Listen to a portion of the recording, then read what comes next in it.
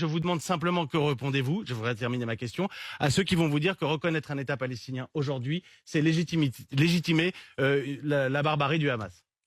Et en quoi? En leur donnant finalement une victoire. Une victoire? Pourquoi? Pourquoi? Pourquoi? Ce sont des enfants qui, lorsqu'ils se couchent le soir, se demandent s'ils seront encore vivants le lendemain matin. À quel enfant peut-on faire subir un tel sort?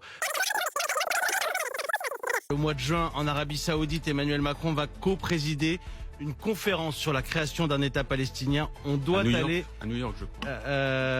avec les Saoudiens. Co-présidence avec l'Arabie Saoudite. On doit aller vers une reconnaissance, dit-il sur France 5. On ira. Je le ferai. Ce sont des phrases d'Emmanuel Macron, cette annonce du président. Ça vous réjouit, Aymeric Caron? C'est une bonne nouvelle, évidemment. On attend ça depuis des années. Ça fait des années qu'on le réclame. Et on espère que cette fois-ci, Emmanuel Macron tiendra promesse. Qu'il tiendra promesse, mais vous le soutenez dans cette démarche. C'est important parce que la classe politique a été plus que divisée sur cette question-là. Là, il y a une espèce d'unanimité. Enfin, en tout cas, vous voulez aller derrière le président de la République. Bien sûr, sur ce point, nous soutiendrons, puisque c'était une de nos demandes depuis des années et des années. Il faut que justice soit rendue aux Palestiniens, et ça commence d'abord par effectivement reconnaître l'État de Palestine. C'est une évidence. Aujourd'hui, il y a une écrasante majorité des pays de l'ONU. On a un espoir réel que ça puisse cette fois-ci vraiment se dérouler, parce que ça fait quand même des semaines et des semaines qu'on entend parler de cette reconnaissance possible en juin par la France. Il ne faut pas croire que parce qu'il y aura cette reconnaissance, que l'on espère très fortement, qui est une justice rendue aux Palestiniens, que les massacres, que le génocide va cesser à Gaza. Donc, c'est une étape indispensable, c'est une étape nécessaire, ce n'est pas une étape suffisante. Aujourd'hui, il faut que la France s'engage très fortement. Alors, j'ai entendu quelques mots de la part d'Emmanuel Macron qui étaient un petit peu nouveaux, où il a dénoncé les dizaines de milliers d'enfants palestiniens qui étaient blessés ou tués par cette guerre affreuse qui leur est menée par un État que j'appelle moi désormais un État voyou qui est Israël. Il a enfin parlé de ces victimes civiles dont il a quasiment pas parlé depuis 1 an et demi. Donc c'est bien d'en parler. Maintenant, il faut trouver des moyens, des solutions. Vous êtes dur. Il en avait parlé, mais on va pas refaire l'histoire. On va essayer. Non, je vous rappelle quand même que non, attendez. Il en a parlé des civils, Emmanuel Macron. Très peu. C'était toujours c'était toujours de manière assez superficielle. Je vous rappelle qu'il donnait quand même du cher bibi alors que les crimes de guerre avaient déjà commencé. Je vous rappelle qu'ici en France, les manifestations pour les Palestiniens ont été quasi criminalisées. Je vous rappelle que tous les défenseurs du droit international se sont fait traiter de tous les noms pendant je ne sais combien de temps, non seulement dans les médias, mais également par des représentants de son parti politique. Donc, il faut quand même remettre un petit peu les choses à leur place. Je ne vais pas me faire l'avocat d'Emmanuel Macron. Il faut savoir qu'aujourd'hui, à Gaza, il y a 1 million d'enfants. 1 million d'enfants, puisque vous savez que la moitié de la population avec la population à moins de 18 ans. Il y a 1 million d'enfants qui sont aujourd'hui... Non, vous pouvez pas me couper là-dessus. Pourquoi? Parce que le sujet n'est pas trop grave. Parce que je viens ce matin. Mais non, on n'a pas avancé. Je veux terminer là-dessus. Je veux te parler des enfants de Gaza. Il y a aujourd'hui 1 million d'enfants à Gaza qui sont en grand danger. Ce sont des enfants, bien évidemment, qui vont plus à l'école. Ce sont des enfants qui aujourd'hui n'ont plus assez à manger, puisque vous savez que l'aide humanitaire est coupée depuis 1 mois. Ce sont des enfants qui, lorsqu'ils se couchent le soir, se demandent s'ils seront encore vivants le lendemain matin. À quel enfant peut-on faire subir un tel sort? Le million d'enfants dont je vous parle, dont une partie qui a survécu, d'ailleurs, est orpheline, c'est-à-dire qu'il y a des dizaines de milliers d'orphelins aujourd'hui, ces enfants sont marqués à vie. Ce sont des générations entières.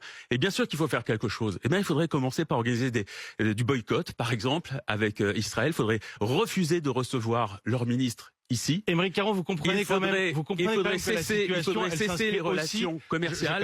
Il faudrait cesser de leur vendre des composants militaires.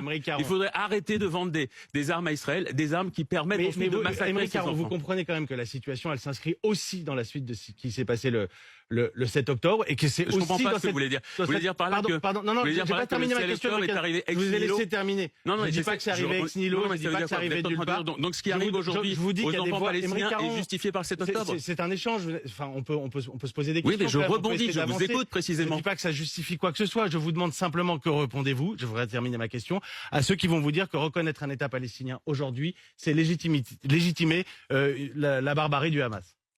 Et en quoi? En leur donnant finalement une victoire. Une victoire? Pourquoi? Pourquoi? Pourquoi? C'est vous qui me posez la question. J'essaie d'aller au bout de votre logique. Au bout Pourquoi de ma logique, c'est pas la mienne, c'est celle qu'on a pu entendre dans le reportage tout à l'heure sur certains élus de l'Assemblée nationale. Le 7 octobre, 1200 Israéliens tués, pardon, il y a aussi là aussi des enfants qui vont se réveiller. C'est quoi le rapport avec la reconnaissance de l'État de Palestine qui est demandé depuis des décennies? Ça arrive dans un scénario. Depuis des décennies. Et ça arrive dans... Ok, non, et donc ça n'arrive pas dans une... Mais je vous pose la question. La réponse est peut-être non, Aymeric Caron. Donc, parce qu'il y a eu le 7 octobre, on n'accorde plus jamais aucun droit aux Palestiniens, on les extermine tous jusqu'au dernier? J'ai dit ça? Je vous pose la question. Non. On continue donc, après avoir dénoncé, comme nous l'avons fait, de manière répétée, continue, les exactions, les actes barbares du Hamas du 7 octobre, on essaye maintenant de travailler à une solution pour la paix. Et cette solution et pour faire cesser le génocide en cours. C'est pour vous cette reconnaissance. Parce que le 7 octobre, je vous laisse le mot génocide, vous savez, Aymeric Caron, parce qu'il y a évidemment des balles. Je voudrais pas qu'on perde un quart d'heure là-dessus. C'est-à-dire que vous le remettez en cause, c'est ça?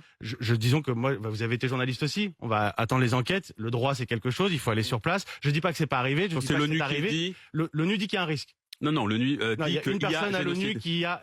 Pardon, Aymeric Caron, vous savez très bien que c'est un problème. Il y a un comité spécial de l'ONU. Non, mais attendez, je vous réponds. Puisque des journalistes, il y a le comité spécial de l'ONU qui a fait une enquête dessus, qui a confirmé que c'était un génocide. Il y a Francesca Albanese, la rapporteure spéciale de l'ONU pour les territoires palestiniens occupés. Il y a Human Rights Watch, il y a Amnesty International, il y a des historiens spécialistes du génocide et de la Shoah comme Omer Bartov. Il y a des centaines d'universitaires qui utilisent ce mot aujourd'hui, génocide. Vous pouvez pas dire ce quelqu'un un jour dans un bureau qui a décidé de génocide. J'ai pas dit ça, Aymeric Caron. Moi, je voudrais entendre vos arguments. Puisque vous dites, je vous laisse juste que génocide, c'est des arguments qui iraient à l'encontre de l'utilisation. Il faut démontrer. Non, c'est pas mon argument. Et je vais vous dire, honnêtement, le droit, ça se justifie avec des faits, avec des arguments, avec du débat. Tous les noms que je vous ai cités, ce sont des gens qui ont travaillé des mois sur le sujet avant d'utiliser ce terme. Qu'effectivement, je voudrais pas qu'on passe un quart d'heure là-dessus parce que ce débat-là, on peut l'avoir à chaque fois. Juste une chose, les enfants là, les 20 000 enfants qui sont massacrés. Et les dizaines de milliers d'autres qui sont mutilés à vie. Eux, ils s'en foutent de savoir si ce qu'on leur a fait serait un génocide, un crime de guerre, un crime contre l'humanité. Tout ce qu'ils savent, c'est que leur vie est foutue.